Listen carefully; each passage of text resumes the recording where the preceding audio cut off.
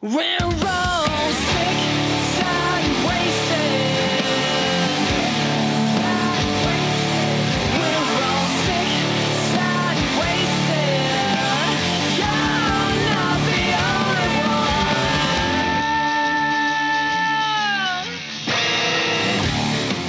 one. Welcome to Redacted Tonight VIP. I'm Lee Camp. Today, my guest is someone I view as a bit of a legend. He wrote the New York Times bestseller, Confessions of an Economic Hitman. And it was one of the earliest books to wake me up to the fact that the United States has a colossal economic empire along with its military empire that forces struggling countries to drown in debt, basically a feudal system of nations that is responsible for the death and suffering of millions of people over generations.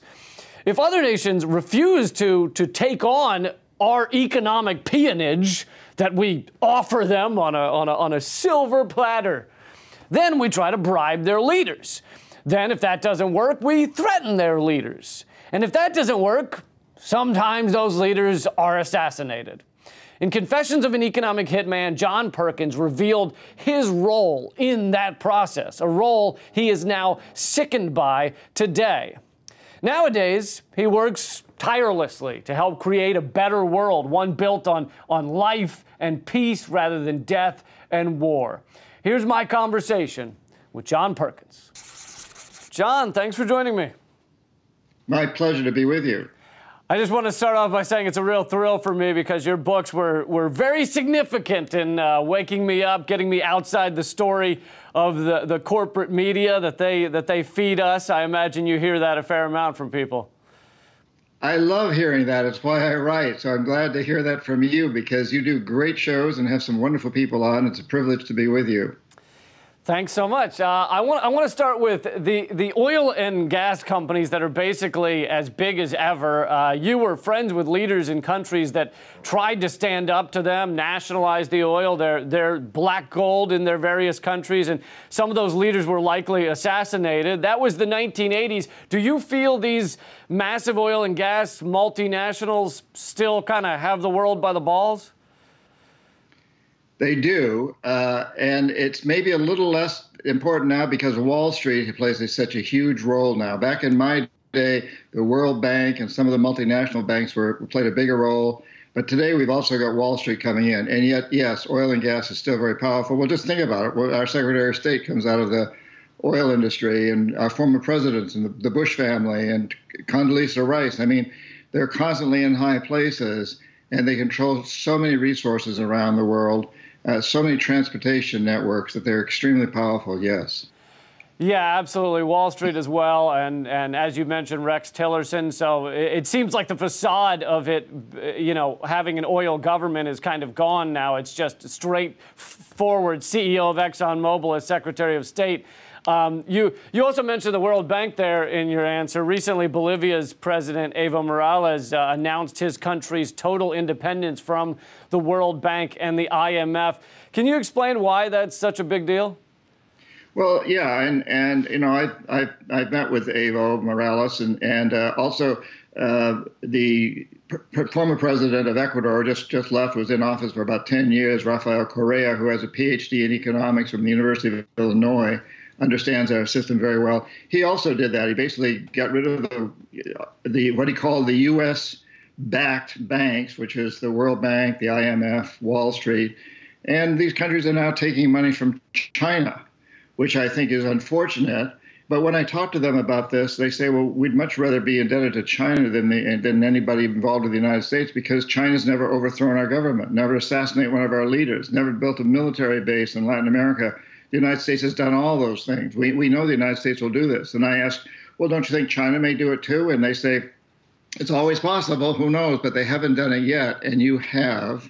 So, we trust China more. And I really think that's unfortunate that we put ourselves in this position after the Soviet Union collapsed in '91. We had an opportunity in the United States to really promote good business practices around the world. We did the opposite. We promoted exploitation, and that's very unfortunate. And so now the Chinese are stepping in and taking advantage of the mistakes that we made. Yeah, and just for the people that maybe haven't read your books, we have so much control of the World Bank, and the World Bank and the IMF, they push debt on countries, and then those countries basically have to do what they want. Is that to shorten it to an elevator pitch? Is that how it works? Yeah, my job was to identify countries with resources that corporations want, like oil, arrange huge loans to that country from the World Bank or the IMF or one of their sister organizations.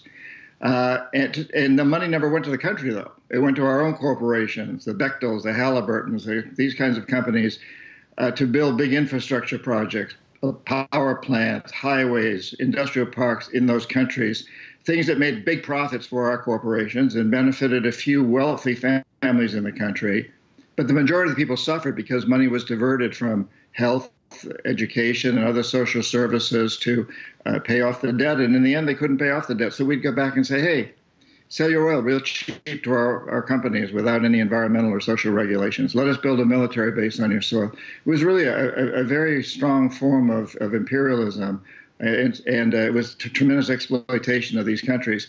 And some of the wealthy families in the countries benefited, so they supported it. And they usually, held the political positions. And if they didn't support it, as I said earlier, we overthrew those governments, or the CIA or CIA assets, or maybe assassinated their presidents. Two of my clients, President of Ecuador, Jaime Roldos, and head of state of Panama, Omar Torrijos, were both assassinated because they would not go along with these deals.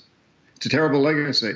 And of pushing debt on these countries seemed to work so well that I had hypothesized a few years back that the corporatocracy realized that worked so well, they started using it on Americans, drown us all in debt, and then we'll work our whole lives to try and get out of it and pretty much remain docile and easily controllable and a productive member of society for the corporatocracy. And you, sure enough, in your extended version of Confessions, said something similar. Is that right? Absolutely. It's come home to roost, education debt, college debt, university debt, credit card debt, mortgage debt. All these debts have really enslaved Americans. And it's one of the reasons why I think we're so dumbed down and not rising up against what our country's doing in the world today and the threats. I mean, it's outrageous to think that a president of the United States would be sticking a thorn in the side of the head of state of North Korea, a very dangerous country, North Korea, and a very unstable and dangerous leader. And we have a very unstable and dangerous leader, and he's just doing everything he can, it seems like, to aggravate this guy in North Korea.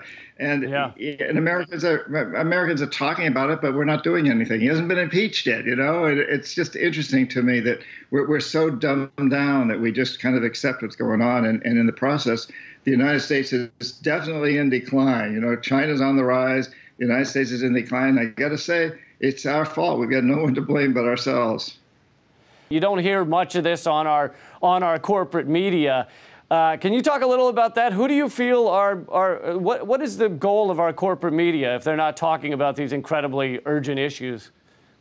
They're a propaganda machine for the most part, for the big corporations. It's interesting to me that people talk about what's wrong with capitalism. Well, capitalism, the kind of capitalism we have today, is a failure. It's a bad system. It's what I call predatory capitalism. But capitalism essentially means that the production facilities and the commercial facilities are owned by individuals, by private citizens, not by a government.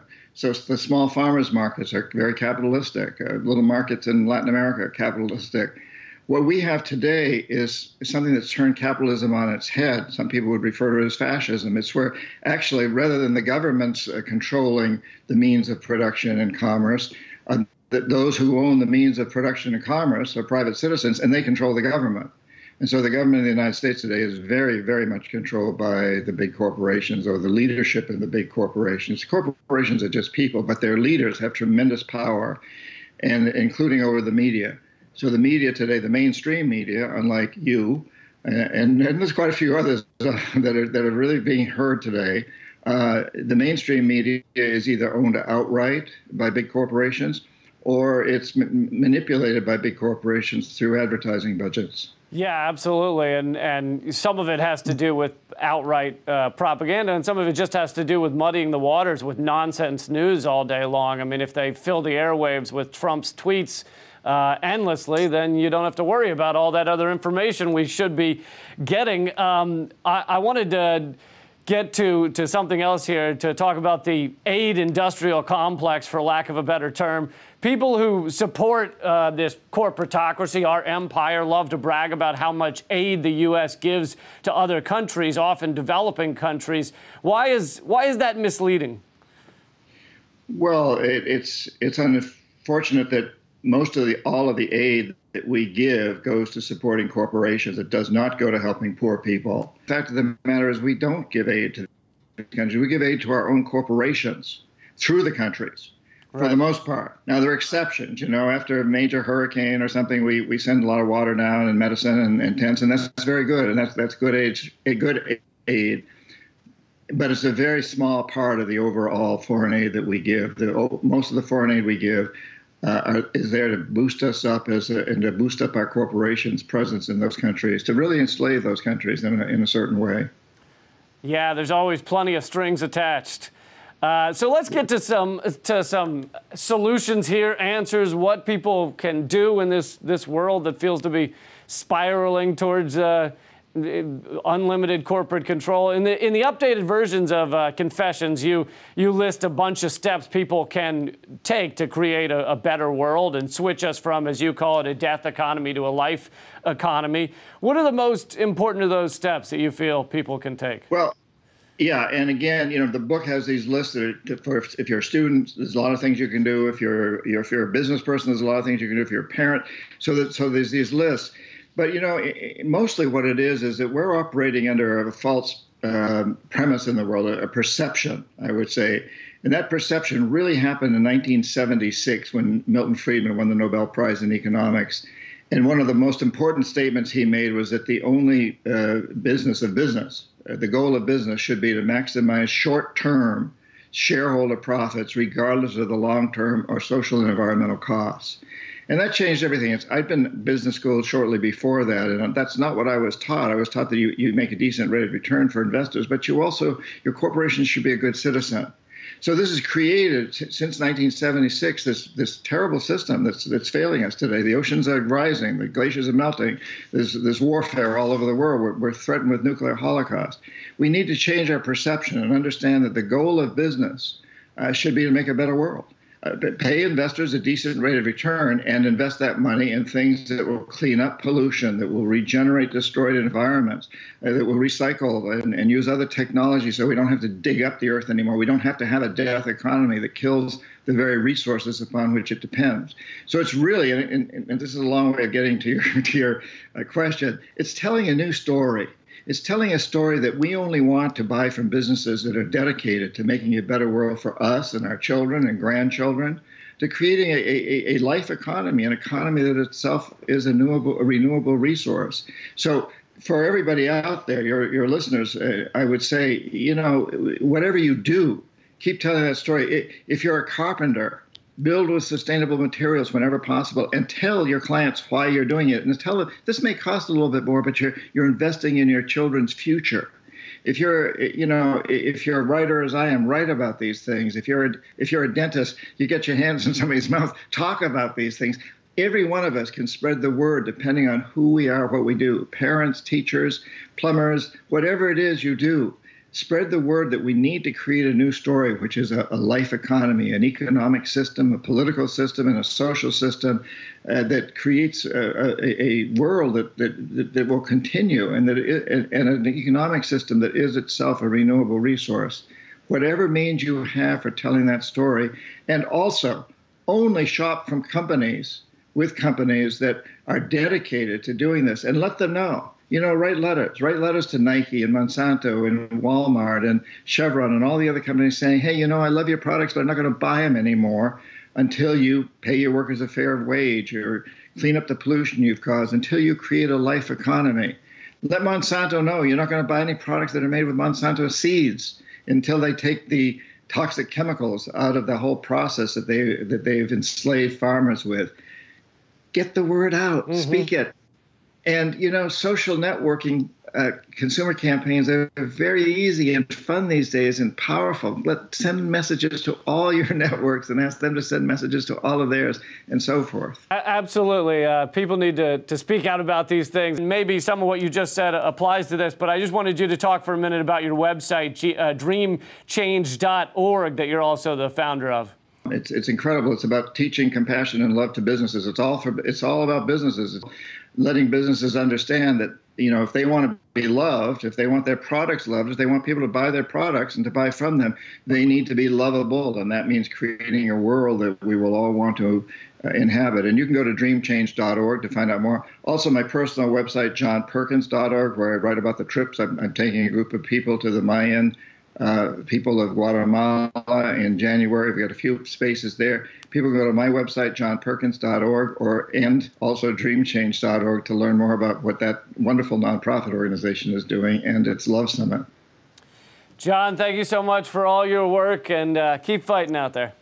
My pleasure. It's so great to be with you. You do a great show, and please keep spreading your message. It's so important. We got to get that story out there. We got to change the perception, and changing perception changes reality. We have to go to a quick break, but don't forget to check out the Redacted Tonight podcast, because who has time for all of the content we put out? I don't. I know I don't. So get the audio version for free. It's called Moment of Clarity, and it's on iTunes and Stitcher. I'll be right back with a lot more. Welcome back. So there's a new book coming out called The Dangerous Case of Donald Trump, in which a group of 27 psychiatrists and mental health experts warn that anyone as mentally unstable as Donald Trump should not be entrusted with the life and death powers of the presidency. And this is true. This is true. Donald Trump's, we all know, fucking out of his mind. Out of his mind, shouldn't be trusted with a button, any button, elevator button. Shouldn't trust him with elevator buttons. But here's my problem with this. Doesn't that go for most of our past presidents, at least recently? Doesn't that, weren't they bombing innocent people and just allowing the endless exploitation of our world, our resources, our environment? So it's not that I disagree on Donald Trump. I think they should say this about Donald Trump, but I also think they should have been saying this about so many others for so long.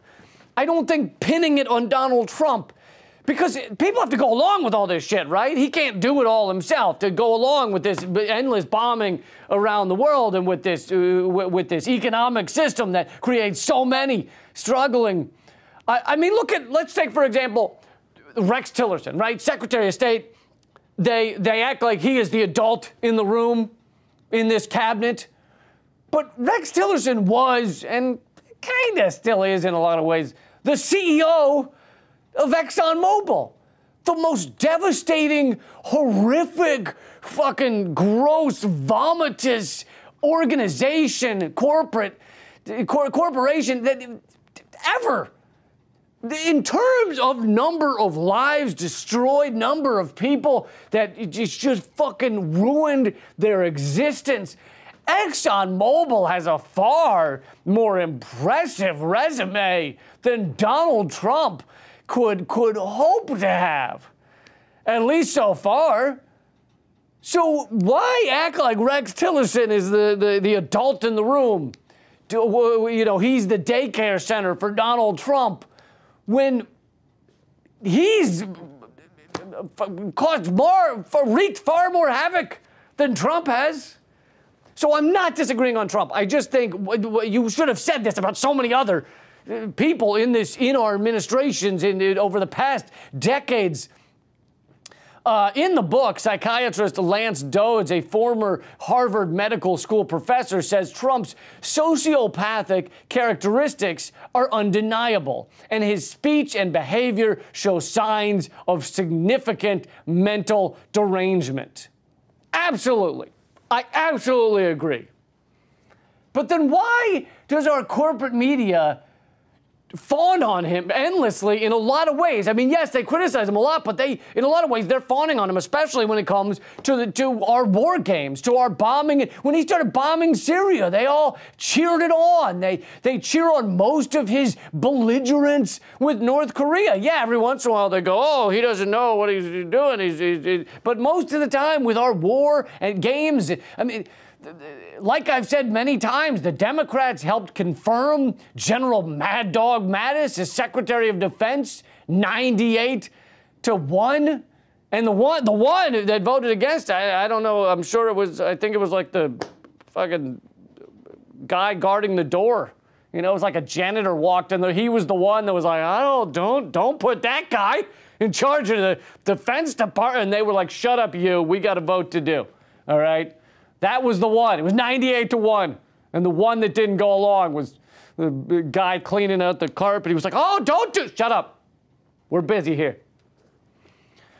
Plus, our media loves the ratings, right? They love the ratings of the end of the country, the end of oh, there's such good ratings that we have a fucking maniac in the White House. Such good ratings that we're increasing our nuclear arsenal.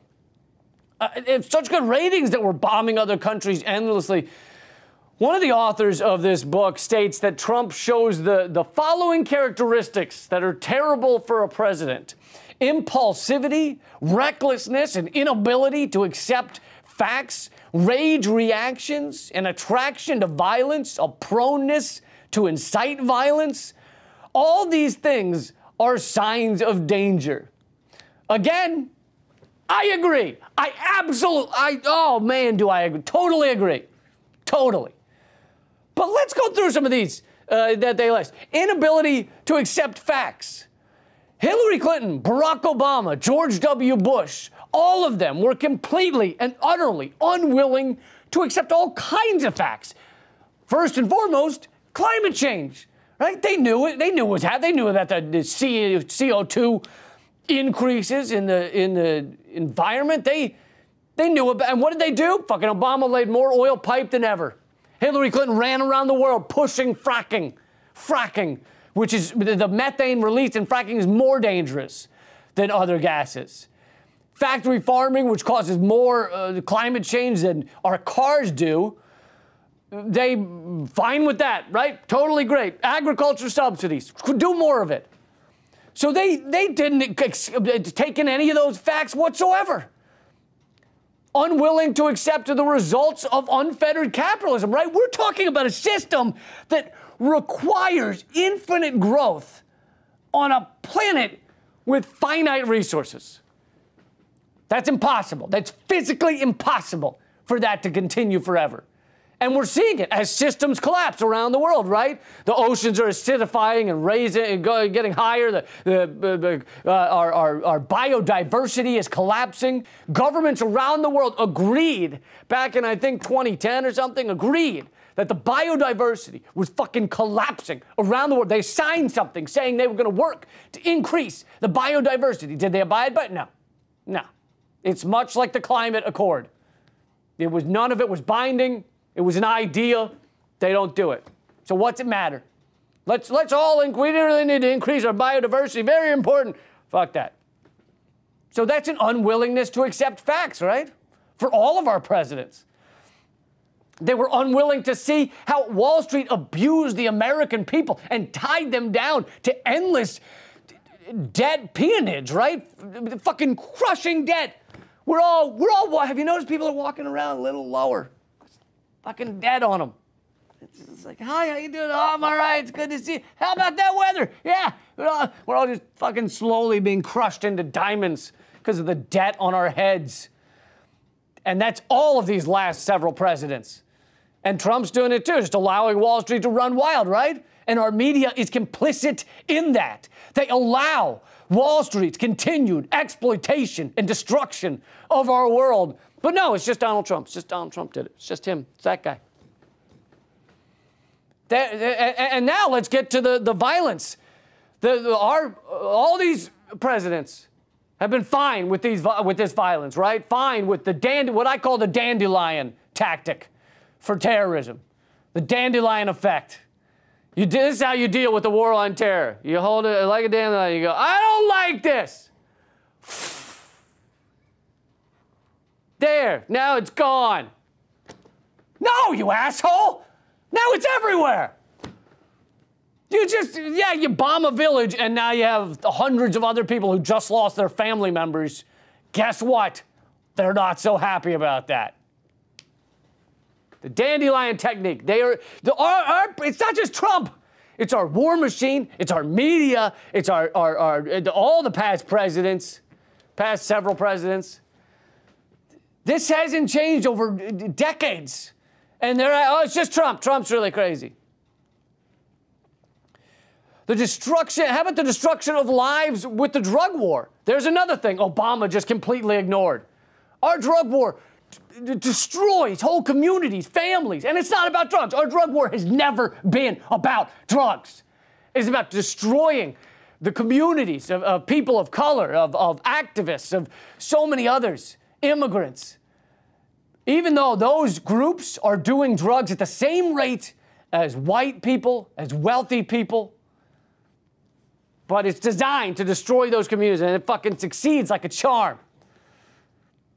All right, let's move on to an attraction to violence and prone to incite violence. Obama dropped 26,000 drone bombs in 1 year. Did not end the war in Afghanistan.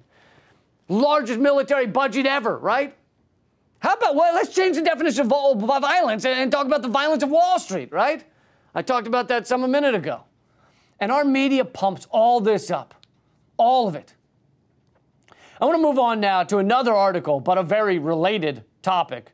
CNN's Chris Cillizza was shocked and horrified that Donald Trump is treating a potential war like a reality show cliffhanger. And I don't disagree. Again, I don't disagree. Trump thinks having his finger on the button is as fun and exciting as deciding who to fire at the end of The Apprentice. And now we know he wants to increase our nuclear arsenal tenfold. That's the latest story. He's a fucking madman. But here's the problem. As if CNN is one to talk. CNN's budget of overpaid douchebags has been acting like war and death and destruction is a wacky carnival for all to enjoy for the past 30 years. They perpetuate a horror show of warmongering, fear-mongering, belligerent manufacturing of consent. They take the fact that most Americans are not questioning what they hear on the TV because they're elbow deep in a jar of mayonnaise to smear on top of their deep dish pizza because it didn't make the proper sound as they bit into it like the first time. So you add a little. The key is you got to really get that humming along because, otherwise the meal won't have the requisite artery clogging requirements. You want that so loud that the neighbor's deaf dog starts barking. Fucking sensor lights go on around the neighborhood. That's what you want. Really get humming along. Anyway, CNN has taken advantage and furthered the pride and ignorance in this country by pretending that reporting on war, literally the killing of often unarmed civilians, is the same as reporting on a video game. Woo-wee, look at that! Look at our smart bombs! Look at them go! Look at how they obliterate everything from the sky. There's no such thing as a smart weapon. It's not playing chess with anyone. It's destroying everything. A smart bomb is about the same as saying it's a smart disease, a smart broken bone. Look, I will believe our corporate media is worried about Trump's insane tendencies toward violence and destruction when they stop cheering on war like they're a high school cheerleader going, be aggressive, be aggressive. When they stop doing that, that's when I'll believe they give a flying fuck about Trump. That's all the time I have, but if you want to find out about all of my web-exclusive videos, text the word redacted to 444-999. It's free and quick. Also, you can now watch Redacted tonight on DirecTV, channel 321. Good night. Keep fighting. To keep fighting, doctors recommend a daily dose of Redacted tonight. Side effects may include side-splitting, knee slapping, and spitting up drinks. Click subscribe for updates on new videos.